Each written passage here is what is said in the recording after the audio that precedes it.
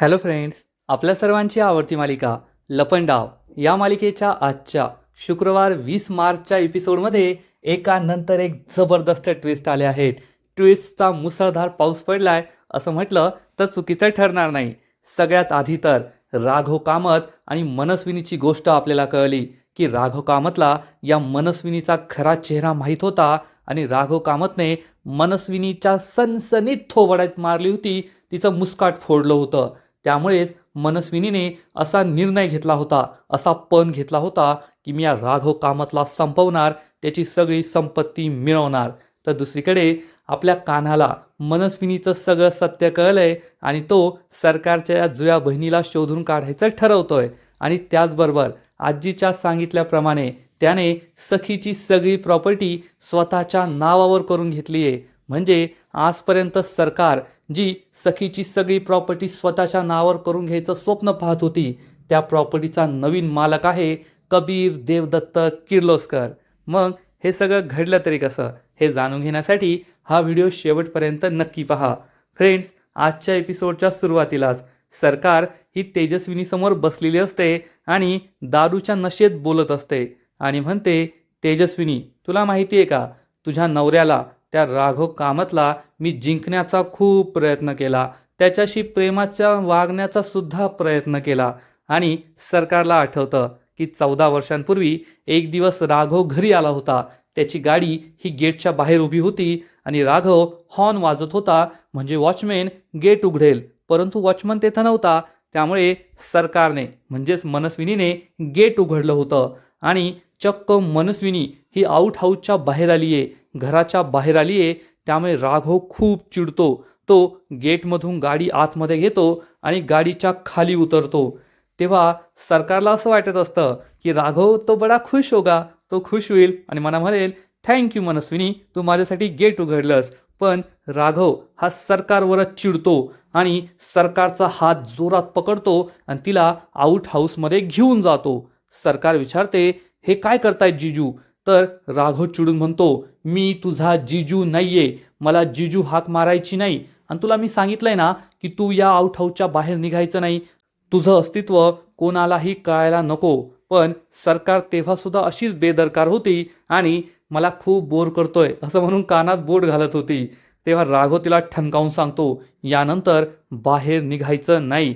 तर सरकार म्हणते, जिजू यार, इट्स ओके. तर राघव चिडून म्हणतो, ना मी तुझा जिजू आहे ना मी तुझा यार आहे, तू फक्त तेजस्विनीच्या सांगण्यामुळे, तिच्या विनंतीमुळे येथे आहेस हे लक्षात ठेव, नाहीतर मी तुला वाऱ्याला सुद्धा उभं केलं नसतं. असं म्हणून राघव रागारागाने तेथून निघून जातो. मनस्विनी खूप चिडलेली असते आणि तेवढ्यात तिला राघवचं वॉलेट दिसतं. ती हे वॉलेट उचलते आणि वॉलेट उघडून पाहते तर त्यामध्ये तेजस्विनीचा फोटो असतो. हे पाहून मनस्विनी हसते आणि ती हे वॉलेट आणखीन उघडते तर त्यामध्ये एक चिठ्ठी असते. मनस्विनी विचार करते, मी दुसऱ्यांची चिठ्ठी वाचतीये, हे मॅनर्स गुड आहेत का? तर मनस्विनी म्हणते, आजपर्यंत मी कोणते गुड मॅनर्स ठेवलेत? आणि ती ही चिठ्ठी वाचते तर हे चक्क एक लव्ह लेटर असतं तेजस्विनीने राघवला पाठवलेलं. आणि यामध्ये लिहिलेलं असतं, राघव, माझं तुमच्यावर खूप खूप प्रेम आहे, फक्त तुमचीच तेजू. आणि हे पाहून मनस्विनी चक्क ढसाढसा हसू लागते आणि म्हणते, ए तेजस्विनी, तू मूर्ख आहेस का ग? स्वतःच्याच नवऱ्याला कोण लव्ह लेटर लिहितं? आणि स्वतःच्या नवऱ्याला लव्ह लेटर लिहिलं तर लिहिलं, काय लिहिलंय? तेजू असं म्हणून ती हसू लागते. आणि तिला आणखीन एक गोष्टीचं आश्चर्य वाटतं, खरंच ही तेजस्विनी बावळटे. स्वतःच्याच प्रेमपत्रावर, लव्ह लेटरवर असं ऑफिशियल लेटरसारखं कुणी सही करतं का? आणि एक नंबरची मूर्ख ही तेजस्विनी असं म्हणून ती हे लेटर ठेवून देऊ लागते. पण त्याच वेळेस तिच्या शैतानी डोक्यामध्ये एक कल्पना येते, अरे यावर तर सही केली आहे आणि या सहीचा वापर मी करून घेऊ शकते. ही आयडिया मनस्विनीला तेव्हा 14 वर्षांपूर्वी सुचलेली असते. आणि आजची सरकार तेजस्विनीला म्हणते, तुझं ते लव्ह लेटर वाचून आणि त्या लव्ह लेटरवरची तुझी ती सही पाहूनच मला एक कल्पना सुचली होती तुझ्या बँक अकाउंटमधून पैसे काढण्याची. मग मी तुझ्याशी गोड बोलून तुझ्याकडून तुझ्यासारखी साडी घेतली, तुझ्यासारखी तयार झाले, तुझ्यासारखं रूप घेतलं आणि बँकेत पोहोचले. तुझी सही करून तुझ्या अकाउंटमधून पैसे काढण्याचा प्रयत्न केला. पण त्या बँकेवाल्यांना माझ्या सहीमधला आणि तुझ्या सहीमधला फरक कळला आणि त्यांनी त्या राघवला फोन करून सांगितलं आणि माझा सगळाच प्लॅन फसला. तेजस्विनी खूप दुःखी होते आणि म्हणते, तू माझं रूप घेतलंस, माझ्यासारखी तयार झाली, माझी साडी नेसली, तेथे गेलीस, पण माझी सही कशी करशील? तुला माझ्यासारखी सही नाही करता आली आणि तू तेथेच फसलीस. आणि मग बँकवाल्यांनी राघवला कॉल केला होता आणि राघवने मग तक्रार केली होती. हे सगळं समजल्यावर मनस्विनी म्हणजे सरकार खूप चिडते. तर इकडे आपला बहुरूपी कान्हा, ज्याने आधीच कान्हा आणि कबीर अशी दोन दोन रूपं घेतली आहेत, तो आणखीन एक रूप घेतो, डॉक्टरांचं रूप. डॉक्टरांचा पांढरा कोट घालतो, गळ्यात स्टेटस्कोप आणि त्यावरतून तोंडाला मास्क. म्हणजे तो डॉक्टर नाहीये किंवा या हॉस्पिटलमध्ये काम करत नाही हे कोणालाही कळायला नको. तेजस्विनी आणि मनस्विनी यांचं सत्य जाणून घेण्यासाठी, 46 वर्षांपूर्वीचं रहस्य जाणून घेण्यासाठी त्याने हे रूप घेतलेलं असतं आणि कान्हा हॉस्पिटलमध्ये येतो. पण त्याला कोणीच ओळखत नाही आणि पाहता पाहता तो रेकॉर्ड रूममध्ये पोहोचतो. आणि इकडे सरकार ही तेजस्विनीला सांगते, तुझ्या नवऱ्याला सगळं कळलं होतं आणि त्यानंतर त्याने माझ्याबरोबर खूप वाईट केलं. सरकारला आठवतं की राघव कामतला जेव्हा समजलं होतं की मनस्विनीने चक्क तेजस्विनीचं रूप घेऊन बँकेत जाऊन तिच्या अकाउंटमधून पैसे काढण्याचा प्रयत्न केला, तिची खोटी सही केली, तेव्हा राघव खूप चिडला आणि त्याने सरकारच्या सनसनीत मुस्काटात मारली होती, तिचं थोबाड फोडलं होतं. मनस्विनी खूप चिडते आणि राघवला म्हणते, तुझी हिंमत कशी झाली माझ्यावर हात उचलण्याची? तर राघव चिडून म्हणतो, तुला काय वाटलं तू तेजस्विनीची साडी नेसशील, तिच्यासारखं रूप घेशील आणि बँकेत जाऊन पैसे काढण्याचा प्रयत्न करशील तर मला कळणार नाही का? मनस्विनी, तुझं खरं रूप मला समजलंय. मला आधीपासूनच माहीत होतं हीच तुझी लायकी आहे. तुला ही सगळी संपत्ती हवी आहे, हा सगळा ऐशोआराम हवा आहे. हे सगळं माझं आहे, माझं राघव कामतचं. रात्रंदिवस कष्ट करून, रात्रीचा दिवस करून हे सगळं मी कमवलंय आणि हे सगळं तुला फुकटात हवंय. हे सगळं माझं आहे आणि माझ्यानंतर माझ्या तेजस्विनीचं होणार आहे. यातली एक दमडी सुद्धा तुला मिळणार नाही, हे लक्षात ठेवायचं. हे सगळं ऐकून मनस्विनीला खूप राग येतो. राघव तिला ठणकावून सांगतो, मी आता माझ्या फॅमिलीबरोबर माथेरानला जातोय आणि तेथे गेल्यावर मी तेजस्विनीला तुझा खरा चेहरा सांगणार, तुझं सत्य सांगणार आणि मग तेथून परत आल्यावर तेजस्विनी स्वतः तुला हाताला धरून या घराबाहेर काढेल, एवढं लक्षात ठेव. तुझे दिवस मोजायला सुरुवात कर. असं म्हणून राघव तेथून निघून जातो.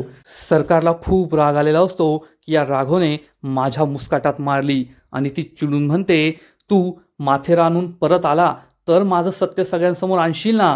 ही तुझी आणि तुझ्या फॅमिलीची एकत्र शेवटची ट्रीप असेल. यानंतर तू जगणार नाही, एवढं लक्षात ठेव. म्हणजे सरकारने येथेच राघवचा खून करायचं ठरवलं होतं. राघवने माझ्या थोबाडीत मारली, याचा बदला म्हणून तिने राघवचा खून केला आणि मग तेजस्विनीची जागा घेऊन सरकार बनली, या सगळ्या प्रॉपर्टीची मालकीन बनली. आणि इकडे हे सगळं ऐकून तेजस्विनी खूप दुःखी होते आणि म्हणते, तू आधी राघवचा खून केला आणि मग त्यानंतर देवदत्त भाऊजींचा खून केला. तर सरकार म्हणते, देवदत्तचा खून मी नाही केला, देवदत्तचा खून तू केलाय. हे ऐकून तेजस्विनीला मोठा धक्काच बसतो.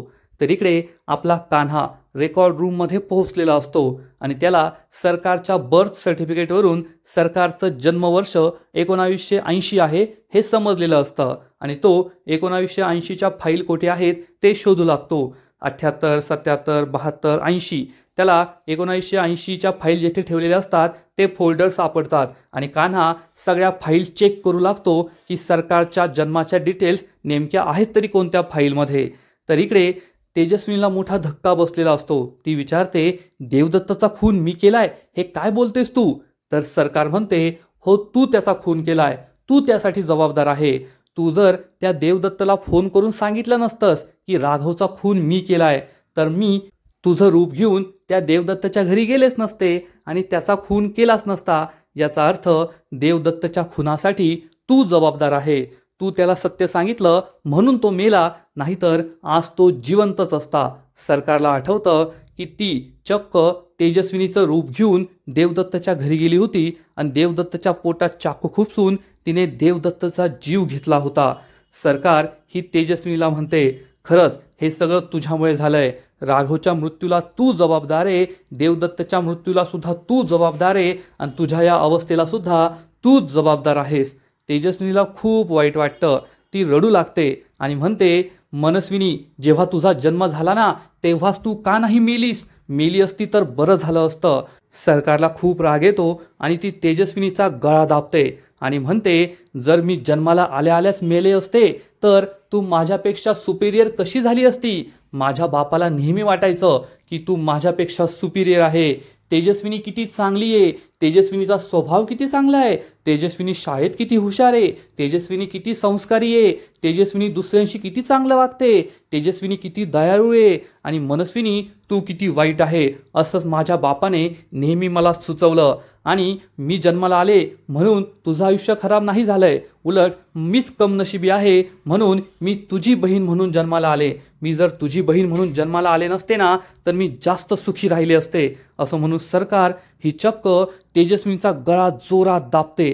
त्यामुळे तेजस्विनीला खूप त्रास होतो. सरकारला राग आलेला असतो. आणि इकडे कान्हाला 1980च्या फाईलमध्ये एक पेपर सापडतो आणि या पेपरमध्ये पेशंटचं नाव श्रीमती सरस्वती खानोलकर असं असतं. आणि हे पाहताच कान्हाला आठवतं की काही दिवसांपूर्वी जेव्हा तो ऑफिसला जात होता तेव्हा कुल्फीच्या वह्या पुस्तकं त्याच्या पायाखाली आले होते.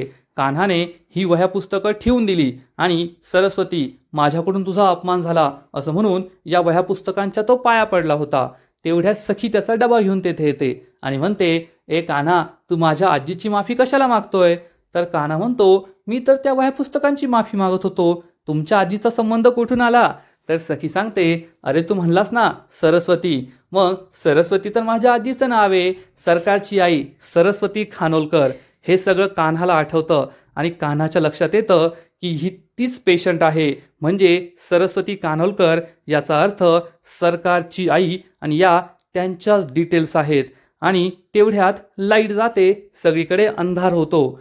इकडे सरकार ही तेजस्विनीवर खूप चिडलेली असते आणि म्हणते, जे काही घडलंय ना ते फक्त तुझ्यामुळे झालंय आणि आज तुझ्या या अवस्थेला फक्त तूच जबाबदार आहेस. मला आहे ना तुझ्याशी हुज्जत घालायची नाहीये, कंटाळा आलाय मला तुझ्याशी बोलून बोलून.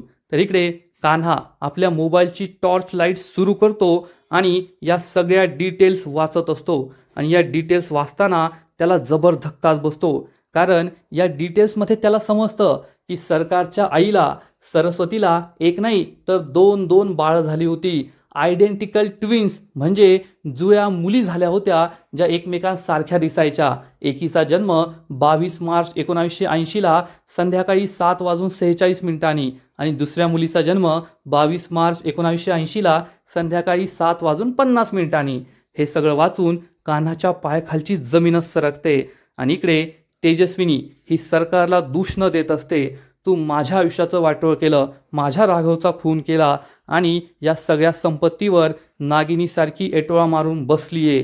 तर इकडे कान्हा हे सगळं वाचतो आणि त्याला जबर धक्काच बसतो. त्याचा स्वतःच्या डोळ्यांवर विश्वासच बसत नाही की सरकार यांना एक जुळी बहीण आहे, अगदी त्यांच्यासारखी दिसणारी. आणि कान्हाला आठवतं त्याला सरकारच्या रूममध्ये जी डायरी सापडली होती त्या डायरीमध्ये असंच लिहिलेलं होतं की मला माझ्या बहिणीपासून धोका आहे, तेजस्विनी कामत.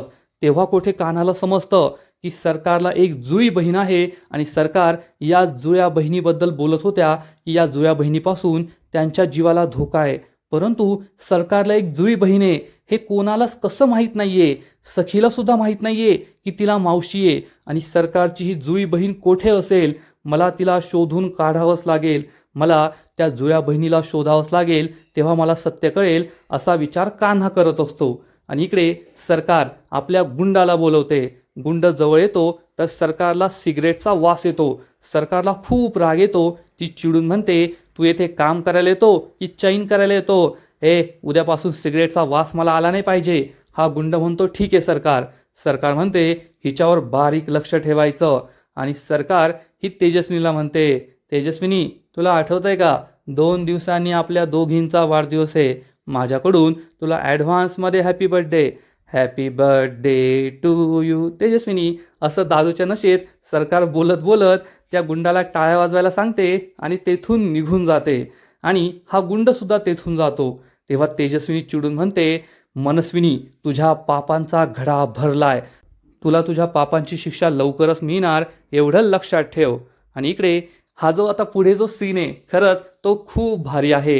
कान्हाच्या हातामध्ये प्रॉपर्टीचे पेपर्स असतात आणि तेवढ्यात तेथे त्याची आजी राजलक्ष्मी अवतरते आणि म्हणते, कबीर, हे प्रॉपर्टीचे पेपर्स आहेत, तुला या प्रॉपर्टीच्या पेपर्सवर सखीची सही घ्यायची आहे आणि संपूर्ण प्रॉपर्टी तुझ्या नावावर करून घ्यायची आहे.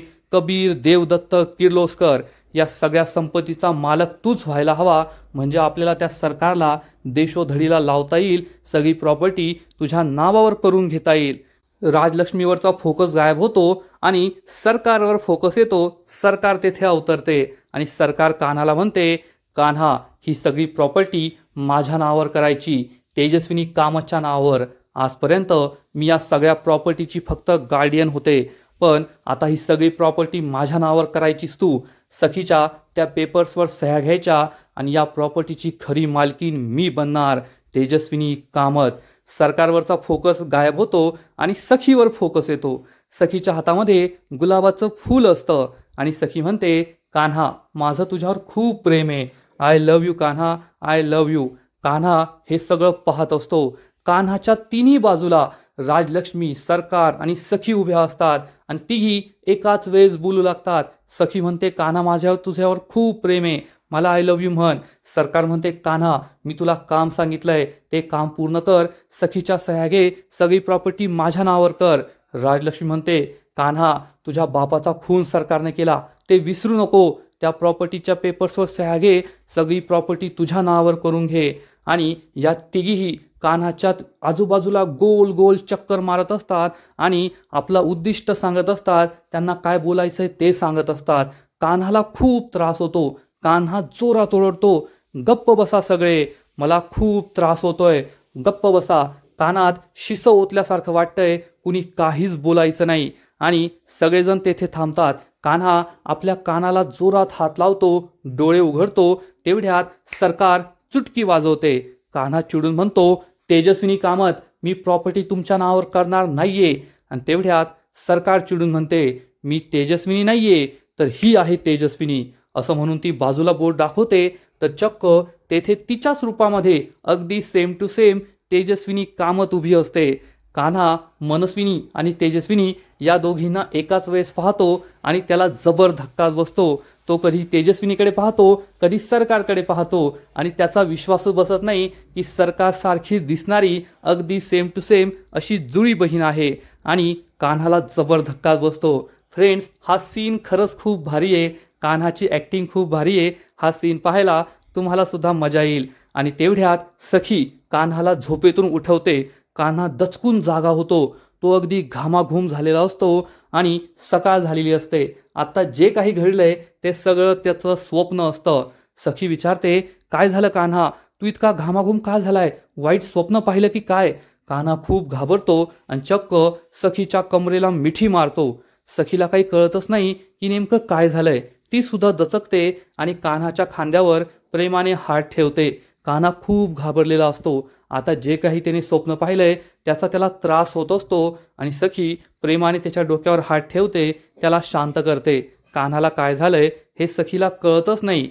आणि इकडे सरकारच्या कालकोठडीमध्ये तेजस्विनी असते. सरकारचा गुंड तिला खायला काहीतरी आणून देतो आणि म्हणतो, गुपचूप खाऊन घे. आणि हा गुंड सिगरेट तोंडात घालतो आणि लायटरने सिगरेट पेटू लागतो. तर आपली तेजस्विनी खूप चांगली आहे. ती म्हणते, दादा, सिगरेट नका पिऊ, आरोग्यात चांगली नसते.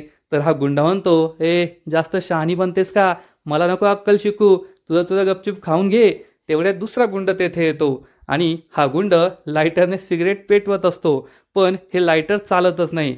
त्यामुळे गुंडाला खूप राग येतो आणि तो लायटर तेथेच तेजस्विनीजवळ फेकून देतो आणि बाहेर निघून जातो. तेजस्विनी या लायटरकडे पाहते तर सखी ही कान्हाला सावरते आणि विचारते, काय झालं कान्हा, वाईट स्वप्न पाहिलंस का, सांग मला, तू मला सांगू शकतोस. कान्हा म्हणतो, नाही. आणि तो बेडवरून खाली उतरतो आणि पाणी पितो. पण सखीला समजतच नाही की नेमकं काय झालंय कान्हाला. कान्हाला आठवतं की काल रात्री तो JP हॉस्पिटलमध्ये गेला होता आणि तेथे त्याला हे सत्य कळालंय की सरकारला एक सख्खी जुळी बहीण आहे, अगदी त्यांच्यासारखी दिसणारी. पण हे सखीला माहीत नाहीये. सखीला हे सांगायचं का की तिला एक मावशी आहे, असा विचार कान्हा करत असतो. सखी त्याच्याजवळ येते आणि विचारते, काय झालं कान्हा, कसला विचार करतोय, वाईट स्वप्न पाहिलंस का, सांग मला काय झालंय. कान्हा म्हणतो, नाही काय नाही, मला खूप भूक लागली आहे, तुम्ही मला काही खायला देतात का. तर सखी म्हणते, ठीक आहे, मी करते व्यवस्था. असं म्हणून सखी ही बाहेर निघून जाते. कान्हा खूप टेन्शनमध्ये असतो, काय करायचं त्याला कळतच नाही. आणि तेवढ्यात त्याचा फोन वाजतो. कान्हा पाहतो तर राजलक्ष्मीचा फोन असतो. तो फोन उचलतो आणि गुड मॉर्निंग म्हणतो. तर राजलक्ष्मी म्हणते, माझी गुड मॉर्निंग तेव्हाच होईल जेव्हा तू मला आनंदाची बातमी देशील की तू त्या पेपर्सवर सखीच्या सह्या घेतल्या आहेत आणि सगळी प्रॉपर्टी स्वतःच्या नावावर केली आहे. तर कान्हा म्हणतो, आज संध्याकाळपर्यंत होऊन जाईल. राजलक्ष्मी म्हणते, ठीक आहे, बरं वाटलं मला, तू शब्द देतोयस, मला पुन्हा कॉल करण्याची वेळ आणू नको, स्वतःच मला कॉल करून आनंदाची बातमी दे. असं म्हणून राजलक्ष्मी फोन कट करते. कान्हाचा नाईलाज झालेला असतो. तो त्याच्या बॅगमधून हे प्रॉपर्टीचे पेपर्स बाहेर काढतो. या प्रॉपर्टीच्या पेपर्सकडे पाहतो तर सखी तिच्या मर्जीने आपली सगळी प्रॉपर्टी कबीर देवदत्त किर्लोस्करच्या नावावर करतीये असं या पेपर्सवर लिहिलेलं असतं. आणि कान्हा म्हणतो, सखी मला माफ कर, पण माझ्याकडे दुसरा कोणताच पर्याय नाहीये. तुझा विश्वासघात करण्याशिवाय मी हे करू शकत नाही, मला हे करावंच लागणार आहे.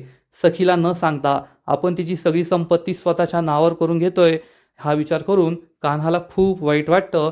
तो खूप दुःखी होतो आणि आजचा एपिसोड येथेच संपतो. फ्रेंड्स, लपंडाव मालिकेचा आजचा एपिसोड आजपर्यंतचा सगळ्यात भारी एपिसोड होता असं म्हटलं तर चुकीचं ठरणार नाही. दिवसेंदिवस ही मालिका खूप इंटरेस्टिंग होत चालली आहे.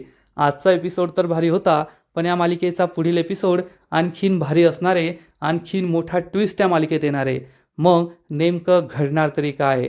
तर फ्रेंड्स, लपंडाव मालिकेच्या पुढील एपिसोडमध्ये आपण पाहू की कान्हा हा ऑफिसला जायला तयार झालेला असेल आणि त्याच्याकडे प्रॉपर्टीचे पेपर्स असतील, ज्या पेपर्सवर त्याचं नाव असेल की सखी सगळी प्रॉपर्टी त्याच्या नावावर करते आणि आज संध्याकाळी मला हे काम करायचंच आहे असा विचार करून कान्हा आपला प्लॅन बनवणार. तो संध्याकाळी सखीला एके ठिकाणी मस्त डिनरला घेऊन येईल आणि तेथे सखीला या पेपर्सबद्दल काहीतरी सांगून तिला या पेपर्सवर सह्या करायला सांगेल.